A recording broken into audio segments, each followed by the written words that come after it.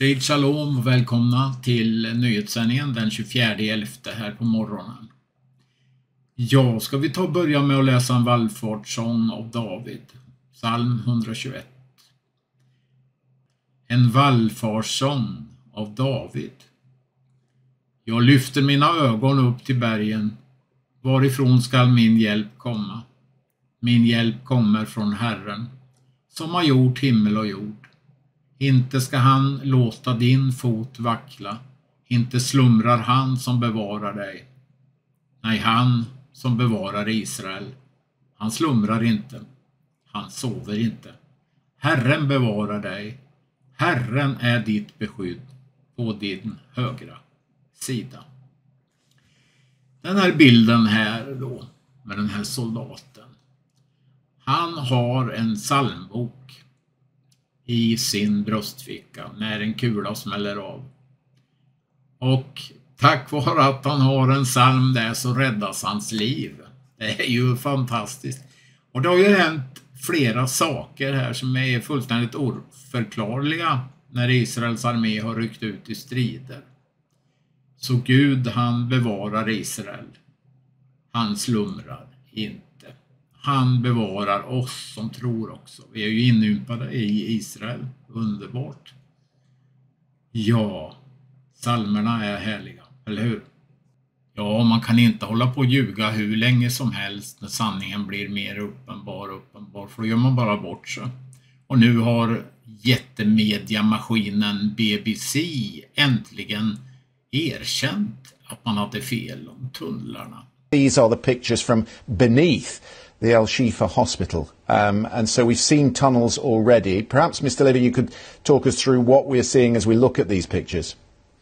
Well, this is really extraordinary. You know, for a month, Israel has been saying that Hamas built a command center underneath the Shifa hospital. Media didn't want to believe it. International agencies didn't want to believe it, that Hamas could be using hospitals as human shields. We moved in and we're revealing that evidence. A 10-meter-long tunnel shaft leading to a 55-meter-long tunnel, a blast door. We're through that blast door, and now we're showing a whole network of tunnels underneath that hospital that Hamas was using as a command center. That is, of course, a crime against humanity.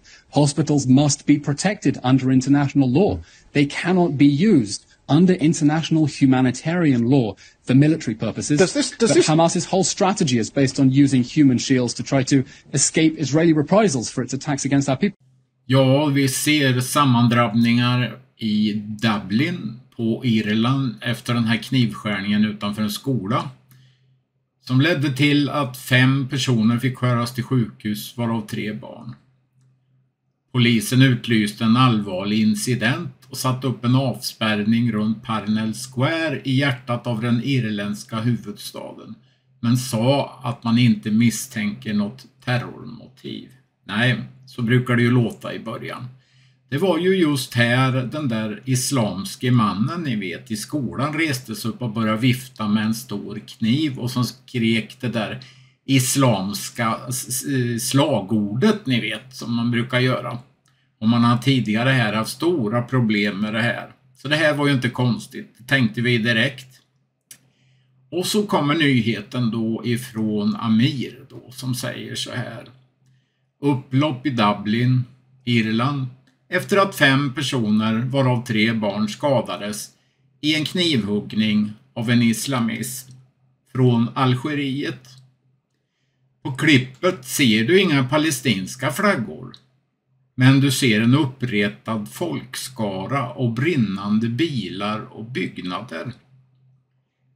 Kan det vara så att Amir får rätt, att Europa håller på att vakna? Ja, det är möjligt.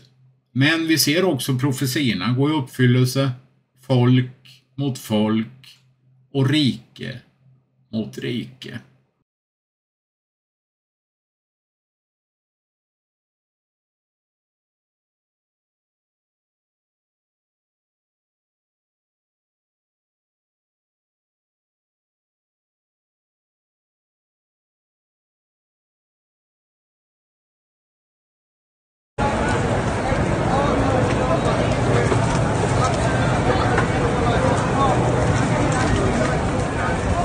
Oroligheterna växer, protester mot muslimer i Dublin. Irlands huvudstad. De håller på att mista kontrollen totalt. Upprorsmakaren håller nu på att bränna ner ett hotell, Holiday Inn Express, där den progressiva regeringen inhyser muslimska asylsökande. Tyvärr är det ju så här att oskyldiga får lida när tokigheterna och hatet och galenskaperna startar.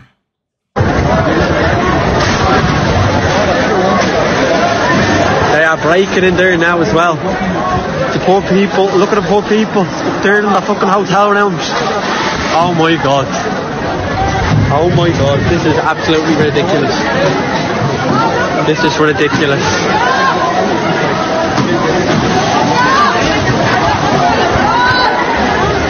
This is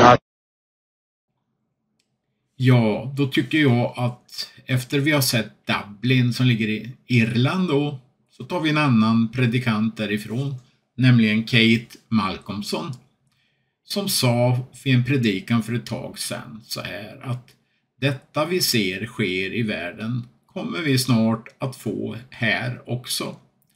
Och efter detta som hände i Dublin så vet vi ju att det skedde också. Upplopp och allt möjligt här.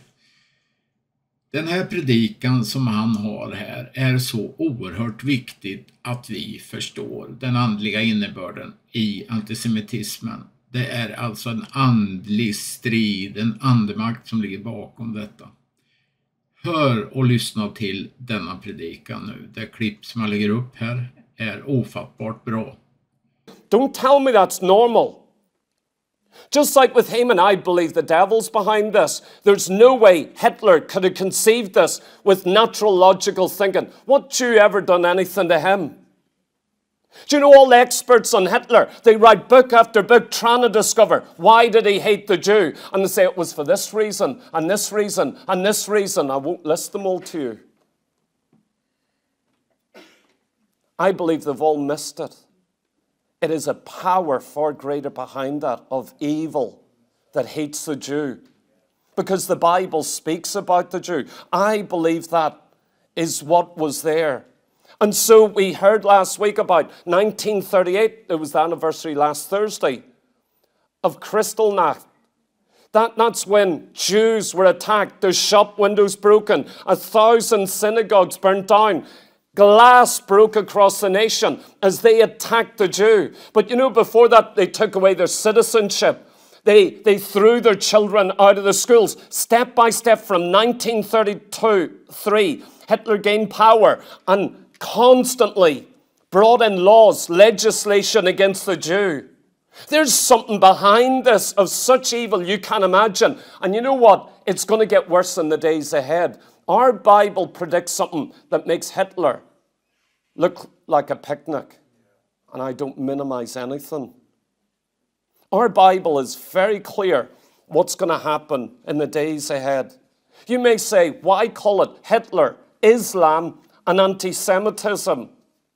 You may say, what does Hitler, the Holocaust, 6 million Jews dying, Nazism that was defeated in 1945, what does that have to do with Islam and with Gaza and with what's happening today?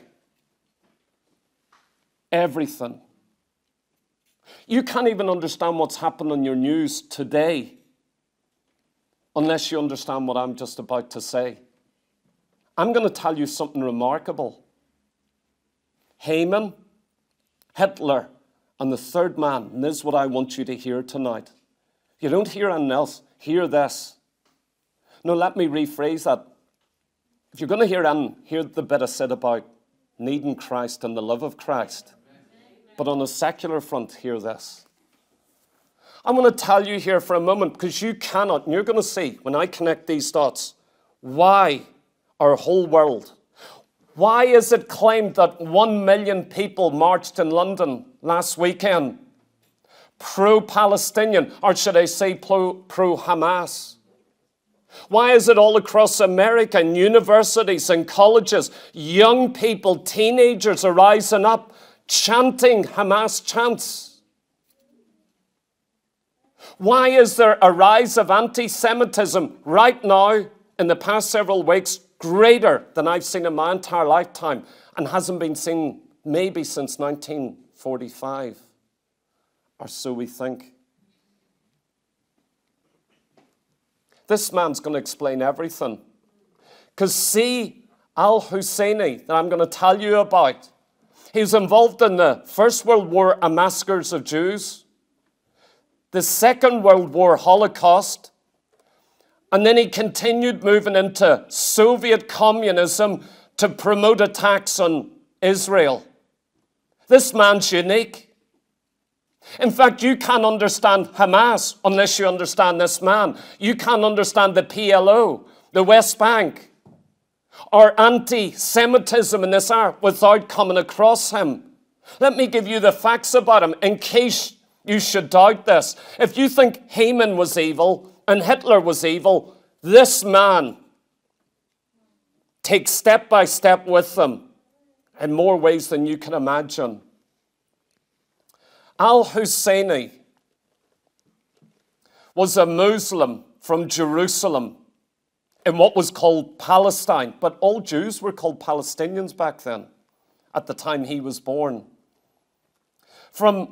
He was born into one of the ruling families in Jerusalem under the Turkish Muslim Ottoman Empire. They ruled over the entire Middle East, over Jerusalem. And his family was one of the key families.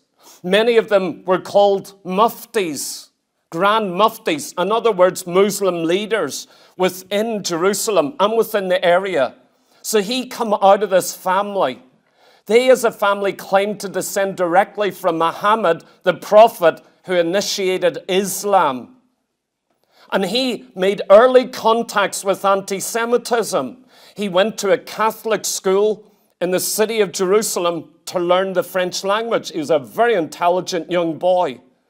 While he was in that French school, he come in contact in that Catholic school with priests and with teachers who began to share with him theories about Jews, the protocols of Zion, and about conspiracies about the Jews. It was a Catholic that shared with this young boy as he learnt the French language.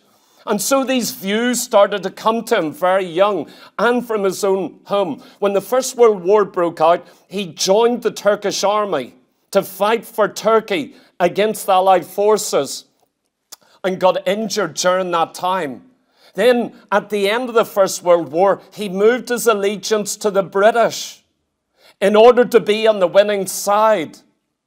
In 1920, he started the first of his Arab riots. He would do another one in 1929 and 36, and this would become a dominant thing with him: hatred of the Jew. This is one of the most important Muslims you're ever going to hear about in your entire life, outside of Muhammad himself. A very important. In May 1921, the British made him the Grand Mufti of Jerusalem. They thought he was a moderate. They thought they could trust him. They thought he was pro-British, that he would benefit their cause against other powers in the region. So they raised him to power. Then he became the chairman of the Palestinian Muslim Council. He went from power to power, politically, religiously, in his influence. He traveled the Middle East. He knew everybody that was anybody to know. And he'd become known as the Grand Mufti of Jerusalem. It was very prestigious, but the British had actually given him this position. The British promised the Arabs that they would have a state. In the Balfour Declaration, the Jews also were promised a state, and they tried to organize this, say there would be a large Palestinian state, Muslim state, and within that would be a Jewish free state. It was a two-state declaration. But you know, Husseini did not want any room for the Jew. It wasn't live and let live. He, at an early stage, hated the Jew. He wanted annihilation of the Jew. He didn't want to live at peace with the Jew. He was like Hitler, and he didn't know Hitler at this stage. He was an anti-Semite with a real anger and bitterness against the Jew. In 1928, he created the Supreme Muslim Council and began to spread rumors in the Arab world about a Zionist plot to destroy the Muslim holy sites in Jerusalem, including the mosque, the Dome of the Rock there. He was the biggest promoter prior to the Second World War. He spread constantly, the Jew is going to destroy everything Muslim, take over Jerusalem, and then take over every Arab Muslim country in the Middle East. He was a conspiracy theorist. He picked up fables about the protocols of Zion. He believed them, and it drove him crazy and angry against the Jew. Again, it wasn't logical how he lived and thought. Other Arabs around him weren't thinking like this. They weren't reading these things. They weren't looking for the annihilation of the Jew. Most Muslims and most Arabs in the Middle East prior to the Second World War were quite happy to live at peace. They were in fact very pro-British at the time. But there was a man in the midst beginning to rise to power who had a hatred. In 1931, he attended the World Islamic Council. He called it together in Jerusalem. And at that council, he boycotted trade with every single Jew in Palestine and the Middle East. In 1933, and this is where I'm going to connect the dots here. Listen very carefully. I want you to understand that if you didn't have a Hitler and Nazism, you would not have the modern problem in the Middle East. You wouldn't have a Hamas if there wasn't Nazism. Let me prove it here. In 1933, German Nazi leaders sent from Hitler went to Jerusalem in the Middle East to meet with al-Husseini. They began to talk through the plan of Muslims and Nazis working together in the Middle East against the British and against the Jew. In 1933, Hitler suggested to him that they should not have a jihad against the Jews in the Middle East yet, because he's going to do it in Europe. After he annihilates the Jew in Europe, then you can annihilate all the Jews in Jerusalem and throughout the Middle East, and we'll help you. You help us now, we'll help you then. There began to be a plan forged from 1933 between Muslims in the Middle East and Nazism in Berlin to begin working together. They would help us in Germany. We will help them in their Muslim nations. And you know what the target is? The Jew. We're going to work together across our nations against the Jew. This is history. And you know what I'm just telling you now is history that most do not know. But you can't understand today's world unless you have this. This al-Husseini is a radical Muslim. And when you see it in today's world, he is the father of it. Muslims were mostly moderate in that day, but here come a radical Muslim with vengeance and hatred. The British actually put out a call or a warrant for his arrest. And so in 1937, before the war, he fled Jerusalem because Britain was in power there. And he fled to Iraq in 1939. Guess what he done there? He joined Muslim soldiers, created a coup to rise up and to take the nation of Iraq. It was to be a pro-Nazi Iraq. And he was working with Nazism to create this coup, to make it radical anti-British and anti-Jew. But it was defeated. The attempt failed, and he had to flee Iraq. Guess where he went to? He went to Berlin at that point, after this failed coup. He met up with Hitler for the very first time in a remarkable meeting. In 1941, he had a 90-minute meeting with Hitler, and they solidified their plans together. How this Grand Mufti of Jerusalem, this Muslim, al-Husseini, was going to stay in Berlin and promote the annihilation of the Jew.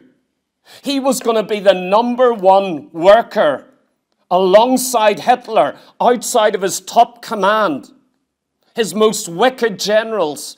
This man is the most important man in the Holocaust. You never hear his name.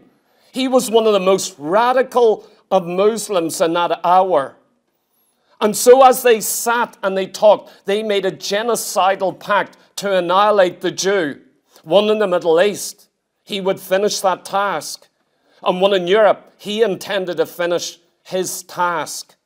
He spent 4 years in Germany and Italy, 3 years in Germany, 1 year in Italy, 1 year working for Mussolini, and 3 years working for Hitler, but all in the same task, the annihilation of the Jew. But listen, just before this, he published a booklet in 1937, before he come to Berlin. It was called Islam and Judaism. And it was the founding document of modern Islamic anti-Semitism. You see, Hitler said they're a race. It's DNA. You can't convert to be anything else. If you're a Jew, you're always a Jew. You're impure. It's not to do with religion. It's scientific. It's evolutionary. It's Darwinism. Darwin really affected Hitler in all of his ideology. But you know the difference with al-Husseini? He was going to make anti-Semitism purely Jewish. And he wanted to spread in the Middle East that if you're a Muslim, you are against the Jew. You hate the Jew. To be a Muslim is to be a Jew hater. He didn't want that separated. He wanted to join it, and he was very successful at it. This is the one man that created the anger and the bitterness in the Muslim world of the Middle East in this hour. And so this book he put out, he used religious reasons, the sole reason for opposition to the Jew. He actually went back to the 7th century, to Muhammad, and Muhammad's war against the Jews in the 7th century, and he brought it right back into the 20th century. There was no war from Muslims against the Jews. Oh yes, there was always some trouble, but there was peace. Jews were living peacefully generally in the Middle East, all in Muslim countries. After the influence of this, they would get driven out of every single Muslim Arab nation as a result of this. It was major. They had lived in Arab Muslim nations for 3,000 years. But within one generation, some countries you wouldn't find one Jew in, all because of this man, all because of this book. And so he tied Muhammad's fight against the Jew to a 20th century fight that must arise and attack the Jew. Remember, this is written 11 years before there's a state of Israel. Don't let anyone tell you that Muslim anti-Semitism is actually there because of Israel being a state and attacking the Palestinians and stealing their land. Oh no, it's not. It's the other way round. You've got problems because of a man like this who was working with Hitler and with Nazism. It's utterly remarkable. Let me tell you about the propaganda, because this is the most important point I'm going to say of this. Since 1939, or beginning in 1939, a shortwave radio was set up outside of Berlin. It was the most powerful radio that had ever been built in the world. The greatest, the best technology, the clearest recording, broadcast. Do you know where it was focused? The Arab world. The entire Middle East and North Africa. This radio was aimed at that whole region. They actually hired professionals, experts from the Middle East, to preach in the Arabic tongue, who are going to use this radio aimed at Muslims all across the Middle East. Whose plan was this? This was Hitler's. And you know what? He brought Husseini in on this to be one of the key persons to use this. As this propaganda plan against the Middle East began, there were about 90,000 radios in the Middle East. You know, I've read accounts in some of these countries and towns. People said, a radio? What's that? You know what I'm like with technology. You mentioned the lace. I'll go, what's that? They didn't know what a radio was. Never heard about it. Do you know what Mussolini did? He brought radios in free all across the Middle East. 90,000 radios were there. They had set them up in cafes or in marketplaces that the audience was very large. They would start their programs by reading from the Quran. Then after reading entire chapters of the Quran, they immediately infused it with conspiracy theories that we dealt with last week against the Jews. The Jews are taking over the world. The Jews are pigs. The Jews must be annihilated. They had this radio station outside of Berlin manned by German scholars, experts, who had strong arguments. All of this influence and all the money of Hitler was behind it. This was very important.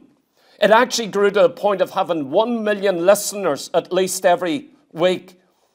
Husseini also broadcast from Rome and Italy for Mussolini, the very same things. And Goebbels, who is Hitler's propaganda expert, worked over this Muslim, trained the Muslim men. How do you speak? How do you breathe out hatred? Like he was out across Europe against the Jew, against the British, against the French, against the Dutch. Here were men only set against the Jew. Think about it. This was all across the Middle East, beginning in 1939. You want to know why we've got a problem now? Rising up out of Arabic cultures. At this stage, there was an 80% illiteracy condition right across the Arabic world of the Middle East. So listening, hearing things was very important. They were mostly casual before the war, but all through the war, for the next 6 years, this radio pumps into every country, Muslim, Arab, in the Middle East, every single day, 3 times a day, every nation, every major town and city, every single day for 6 years, with Arabic speakers preaching against the Jew. You want to know why there's a problem in the Middle East? It's part of Nazi Hitlerism. It was him creating it, guarding it. Oh, something was unleashed that you can't even imagine. This Al-Husseini lived on in Germany for 3 years. They paid his salary for those 3 years. And in fact, they say that he was paid more than a German field marshal. And a German field marshal is as high as you get militarily. He was paid more than them. Do you know what he done when he was in Berlin? I've looked at the photographs. He went round all the Holocaust concentration camps. Hess, all the massacres of Hitler, all the murders of the concentration camps. He went in there, escorted. He would go around looking, he would inspect the German soldiers and rebuke them, saying, you're not doing a good enough job killing the Jews. You've got to do better. This was a vile, evil man. He was bloodthirsty. He enjoyed the concentration camp. He also was the key man who moved out into Bosnia and Serbia, and he raised up tens of thousands of Muslims to serve Nazism in the SS. This just keeps growing when you begin to investigate it. In December 1942, they created Berlin's Islamic Central Institute, or propaganda hub. And at his inaugural speech, he says, Nazism and Islam have a common enemy. It's the Jew.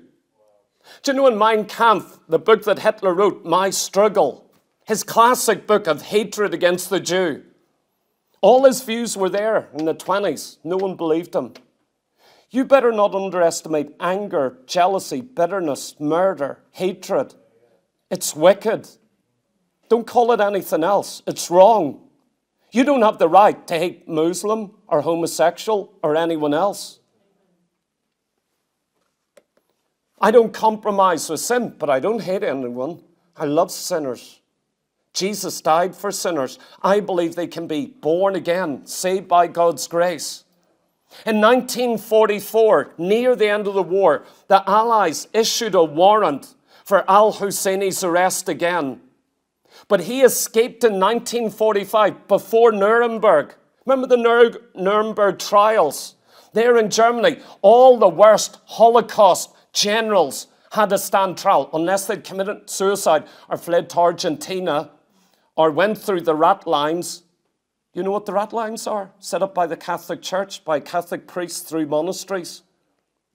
Who helped all the top generals escape more than any other institution? The Catholic Church. Cardinals. It's notorious what they done. I wonder why. Why would they do that for men like that? In 1945, al-Husseini escaped and went to Egypt. He escaped all these trials. The Allied forces wanted him and then said, what are we going to do with him if we pick him up? So he escaped. Do you know what's going to happen 3 years later at the end of the war? Israel's going to be birthed as a nation in one day. And the first war takes place of all these Muslim nations. Listen to me. I know I'm saying this, but I want you to listen. I want you to understand something. Why do you think when Israel was birthed, they escaped the Holocaust? They escaped from Europe. They had no homeland. They weren't an army. They weren't attacking anyone. They're refugees. They are those that have survived Hitler's Nazism. They're rescued out of death camps. And they arrived in dribs and drabs. Why do you think on the first day after being created as a nation, all these Muslim radicals attacked Israel? Why do you think that is? 3 years after the end of the war, there is a connection. 6 years of propaganda, anti-Judaism, hatred, anger, pure Nazi propaganda pumped out every single day into these nations. Why do you think they rose up in one day against the new state of Israel on its first day and says, we'll annihilate you? What was it, an army of 40 million? There's hardly a population of 1 million there of Jews. Why would they do that? But you know this al-Husseini, he escaped. But he's still there. Do you know who he trained after the war? Let me give you some facts just so you know. Eichmann, Adolf Eichmann, who was the accomplice of Hitler, they say the most next wicked man to Hitler. Do you know what he said? He escaped. Got to Argentina. Remember years later, the Jews picked him up, flew him back to Israel, kidnapped him. They thought he was gone. Listen to what Eichmann said at the end of the Second World War. Because Nazism had failed. Listen to what he says carefully. I have not managed to complete the annihilation of the Jew, but I hope the Muslims will. That's his statement at the end of the Second World War. Al-Husseini stirred up an Arab revolt in the Middle East to fight the Jews. Do you know what Hitler started doing in the Middle East with the help of al-Husseini during the war, at the end of the war, before Israel became a state? They took Mein Kampf, Hitler's book, translated into the Arabic, and began publishing it all across the Middle East. You know, the other day on a news item, it came up, a Jewish soldier, while searching a dead Hamas terrorist, discovered in his pocket Hitler's Mein Kampf. That was just the other day. It was all marked up, notes written from Hitler's Mein Kampf, his hatred of Jews. That's still happening. Don't tell me this isn't connected. It's absolutely connected. Or what about the book I told you about that came out of Russia, the persecution of Jews, the elders of Zion, of the protocols of Zion? They also began translating that into the Arabic language, Hitler and al-Husseini, and put it out all across the Middle East. Do you know present-day Islam generally believes the protocols of Zion? It's put on in the newspapers, it's put on their televisions. The book is popularly sold across the country. Mein Kampf. Nazism they're proud of it in the Muslim world. They count Hitler a hero in today's Muslim world. Back in the Second World War, al-Husseini used Nazi funding to partially fund and create the Muslim Brotherhood in Egypt that would give rise to Hamas, give rise to all these different Muslim terrorist groups. Anti-Semitism was never discredited in 1948 in the Middle East. Never in the Muslim world. It was in Europe. I grew up knowing Hitler's a vile man. Nazism, something evil got a hold of it. But that never took place in the Middle East. They never come to understand that at all. Here's another one. After the end of the Second World War, who do you think al-Husseini personally mentored in the 50s and 60s in Egypt? Trained him up, become his personal discipleship. A man called Ararat, who became the leader of the PLO, who lived in the West Bank and opposed Israel dogmatically, calling for their utter destruction. See, the story never changes. See what happened to Hamas? You want to know why God has war with the Amalekites and Agag? There's a reason. Something is coming through that family. Nazism is connected to Hamas. You can't understand Hamas without understanding Nazism. You can't understand today's Muslim world unless you understand Germany of the Second World War. After 1945, it was mostly in Arab countries that Nazism was tolerated and commended. Many Nazi war criminals escaped. I think it was 3,000-4,000 went to Egypt, settled down, new name, new job. Medical doctors, all of the rest.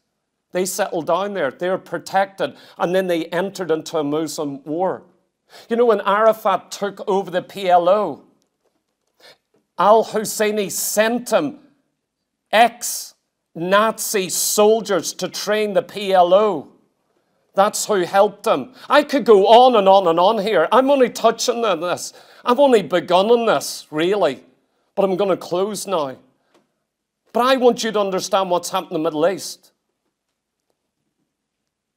See, 1948, the Muslim war against the initial state of Israel was an aftershock. Do you know what an aftershock is? An earthquake hits devastatingly.